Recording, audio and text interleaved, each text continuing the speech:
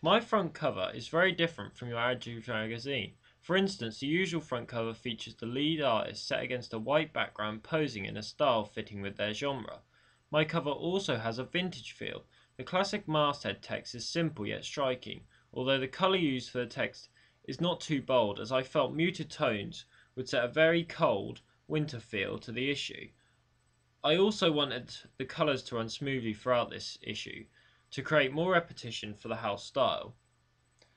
The images used is for Nature issue of this magazine. I wanted my image to look mirrored, so it appeared very symmetrical. This would accentuate the pathway where I was going to place the text. I have also used the same style image for my contents to add to the house style.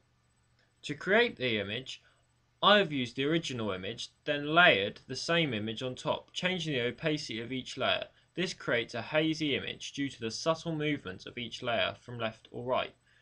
The layout of my front cover is very central. This is really down to the photograph, as I felt text would look great if it followed the path.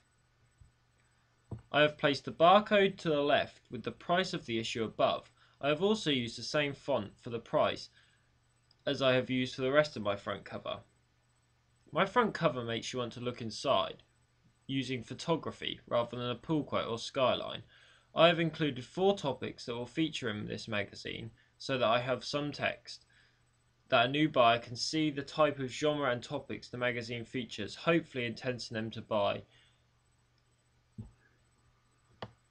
My contents page features all topics included in the magazine with additional information for lead topics. I have used the same style image as the front cover, as this only can boost the house style. The theme or house style of my magazine is nature. The way it is expressed is through the imagery used throughout and the colours used with my text. Through this edition, I have used images of woodland environments. I have focused on pathways so that the viewer can draw comparisons between the front and contents page. I have also photographed my artist in the woods, as I thought as it's the main spread, it would be great for nature to be the focus. I have mainly focused on black and white text, as is commonly associated with winter in photography, as it makes images appear very cold and lowly and hopefully can promote the same feeling with text.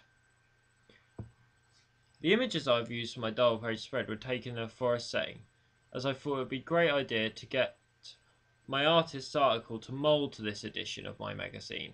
The pictures of my artist are of her looking disinterested. There is no smiling and there are muted tones, and nothing is too bold. This links to my artist's personality. It is also fitting with their genre, which is indie, and is generally known for artists with big egos like Oasis. She almost looks as if she doesn't need to be at the shoot, and she doesn't care. There is no bright colours, as she's wearing a green parka which moulds into the forest setting perfectly. The images are set against a green forest colour, so that I can really push the magazine as a forest issue.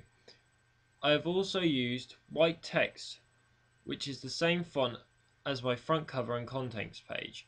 I've included pull quotes that will interest the reader.